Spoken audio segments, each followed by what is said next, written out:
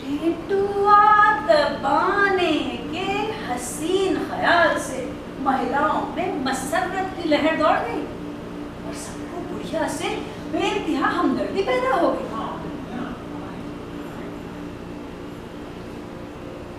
सुन, तू एक काम कर, मोई को मायके भिजवा दे बस। एक बेगम साहब, कहीं ऐसा हो सके है क्या?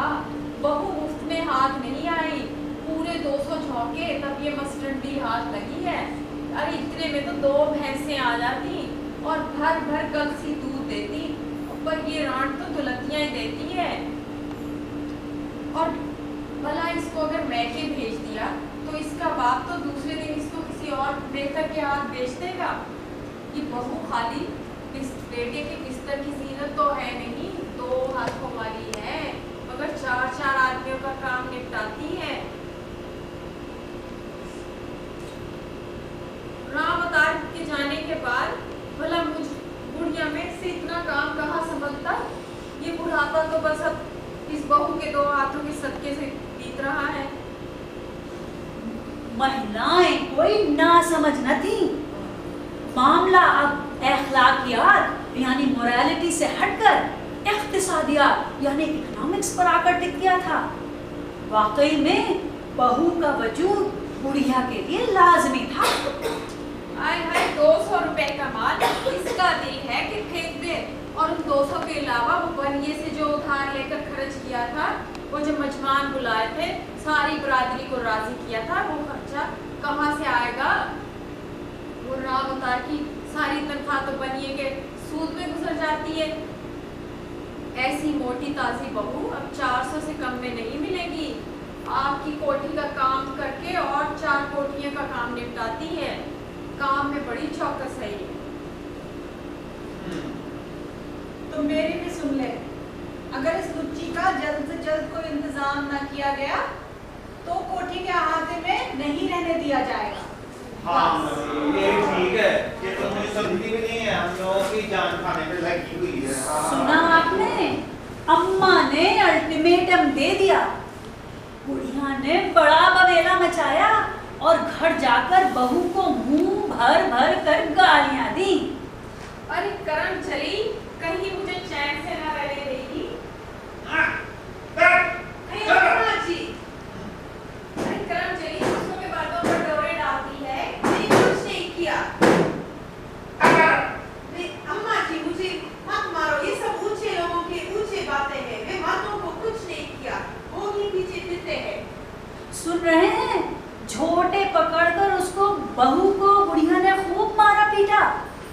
बहू उसकी जर खरीद थी, खरीदी हुई औरत थी, सब पिटती रही, बड़बड़ाती रही। लेकिन दूसरे दिन उसने सारे मामले की धज्जियां बिखेर दी। अरे यार, आज वो गोली नहीं मुझको दिखती नहीं है, लेकिन पता नहीं कहाँ है। गोली नहीं है, गोली। अरे ये देखो, अरे क्या हुआ? क्या हुआ? अम्मा ने मुझे मारा और ये ओहो, ये सब उन्होंने शिकायत की हम लोग की बीवियों ने, इसलिए तुमको मारा। ठीक है, तुम घर जाओ, हम लोग अभी अपने अपने घर जाते हैं और उनकी खबर लेते हैं। चलो भैया, अपने घर चलो, सबकी खबर ले लेंगे।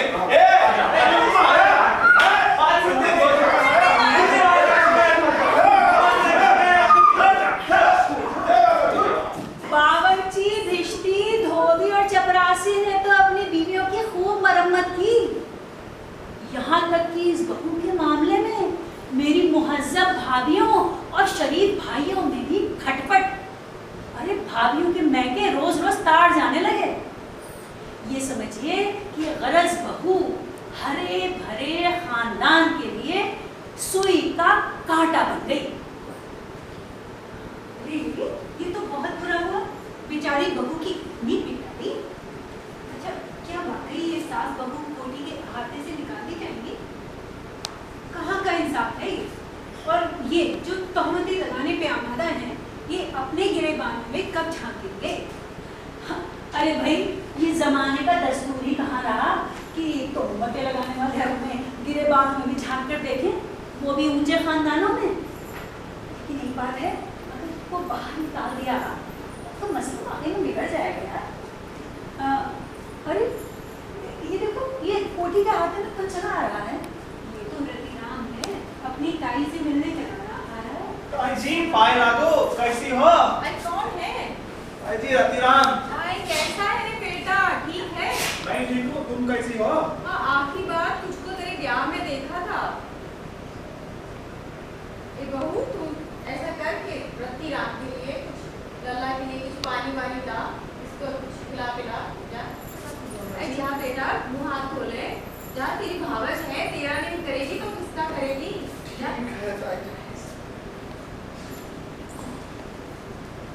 आज से के 4 दिन बाद महक रानी के देवर का लड़का रतिराम अपनी ताई से मिलने आया और फिर वहीं पड़ा रहा। 2-4 कोठियों का काम बढ़ गया था तो उसने संभाल लिया। अपने गांव में आवारा ही तो घूमता था।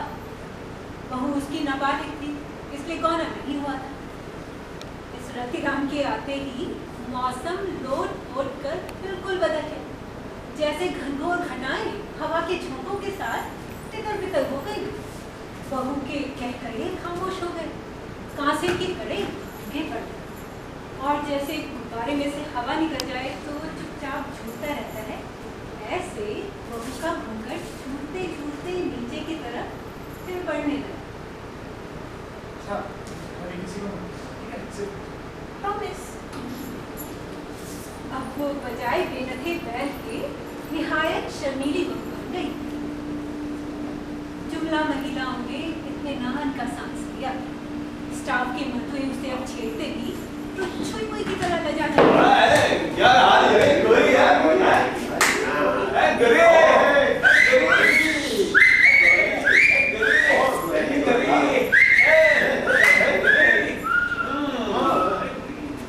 और अगर ज्यादा आंख दिखाते तो वो घूंघट पे से ही भैंगी आंख को तिरछा करके ऐसे रतिराम की तरफ देखती कि फौरन बाजू खिचलाता सामने आकर डर जाता।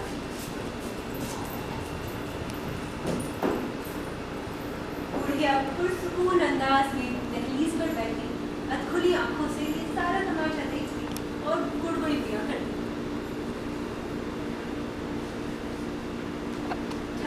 चारों तरफ जैसे ठंडा ठंडा सुकून छा गया, जैसे थोड़े से मवाद निकल गया हो। मगर अब बहू के खिलाफ एक नया महाज कायम हो गया और वो हमले की मर्दजात पर मुश्तमिल था।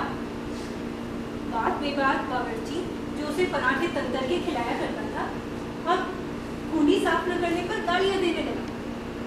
धोबी को शिकायत थी कि कलफ से कपड़े निकाल कर रस्सी पर डालता है तो ये हरामजादी खाक उड़ाने आ जाती है। चपरासी 10-10 मरतबा उसे मर्दाने में झाड़ू लगाते और फिर भी वहां की गलाजत का रोना उठते थे। हिश्ती जो उसके हाथ धुलाने के लिए कई मशकिल लिए तैयार रहता था अब घंटों सहन में छिड़काव करने को कहती तो टालता रहता ताकि वो सूखे पे झाड़ू लगाए और गर्दा उड़ाने के जुर्म में चपरासी उसे गालियां दे सके। लेकिन बहू चुपचाप सिर झुकाए ये सारी डांट फटकार सुनती रहती। एक कान से सुनती दूसरे कान से उड़ा देती और अपनी सास से फिर जाके न जाने क्या कह देती कि वो सास गाय गाय करके सबका भेजा चाहने लगी। अब उसकी नजर में बहू निहायत आसा और नेक हो चुकी थी। फिर एक दिन दरोगा दाढ़ी वाले जो इन तमाम नौकरों के सरदार थे और अम्मा के खास मुशीर समझे जाते थे अब्बा के हुजूर में 10 बस्त हाजिर थे और उस भयानक बदमाशी और गलाजत का रोना रोने लगे जो रतिराम और बहू के नाजायज ताल्लुकात से सारे शागिर्द पेशे को गंदा कर रही थी। क्या कहना आपका? हजूर, बात तो काबिल बर्दाश्त है। क्या हो? ये रतिराम और गौरी के बीच चाल चलन ठीक नहीं है। तो ये सब कुछ आपने अपनी आंखों से देखा है? अपनी आंखों से सचमुच हाँ, इस बात में कोई गलती तो नहीं है ना? गलती बिल्कुल नहीं है। बिल्कुल नहीं है। ठीक है, चलिए फिर हम ये बेगम साहब को सपोर्ट करते हैं। अब्बा ने मामला सेशन किया यानी अम्मा को बुला दिया।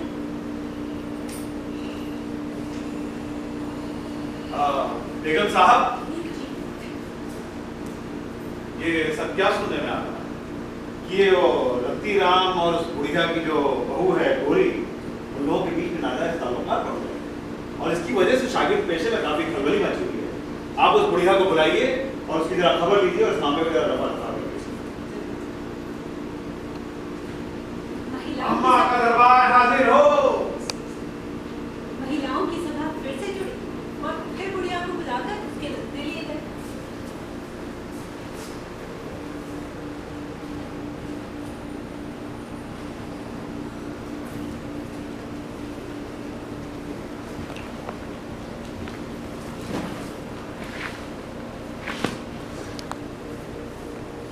गोरी निगोरी खबर भी है कि तेरी कामुक बहू क्या गुल खिला रही है। मेहतरानी ने ऐसे चुनरा कर देखा कैसे जैसे कुछ समझती नहीं कि किसका जिक्र हो रहा है। अरे राम अवतार होता तो इन लोगों की खबर लेता जो उसकी मासूम बहू पर यूं तोहमतें लगा रहे हैं। ये बहू निगोड़ी तो अब दिन रात राम अवतार की याद में आंसू बहाया करती है, काम भी जान तोड़कर करती है, किसी को शिकायत नहीं होती है और ना ही वो कोई ठठोल करती है, और लोग तो उसके जान के नाहक दुश्मन हो गए हैं। अरे चश्मदीद गवाह का कहना है कि तेरी बहू रत्नीराम और तेरी बहू गोरी और रत्नीराम के बीच नाजायज ताल्लुकात हद से ज्यादा बढ़ चुके हैं। वो दोनों उल्टी सीधी हरकतें करते हुए रंगे हाथ पकड़े गए हैं। तो उस पर बुढ़िया बजाय अपनी बेहतरी चाहने वालों का शुक्रिया अदा करे बहुत चढ़ाव बाबेला बजाने लगी। अरे बीबी जी, ये सारी दुनिया बहू की जान की लागू हो गई है। आखिर मैंने और मेरी मासूम बहू ने इन लोगों का क्या बिगाड़ा है? हम तो ना किसी के लेने में और ना देने में। आज तक मैंने किसी का भांडा नहीं फोड़ा है। अरे मुझे क्या जरूरत है कि किसी के फटे में पैर घुसाती फिरूं? इन बूढ़े हाथों ने मेहतरानी से इन कोठियों के पिछवाड़े क्या कुछ नहीं होता है। मेहतरानी से किसी का मैला नहीं छुपा रहता है। इन बूढ़े हाथों ने बड़े बड़े लोगों के गुनाह दफन किए हैं, और ये दो हाथ चाहे तो ये इन रानियों के तख्ते पलट दें। लेकिन नहीं, मुझे किसी से कोई बुग़्ज़ नहीं। लेकिन एक बात कह देती हूँ कि अगर मेरे गले पर छुरी चलाई गई तो शायद कोई गलती हो जाए, लेकिन वैसे मैं अपने बूढ़े कलेजे से किसी का कोई राज बाहर ना निकलने दूंगी।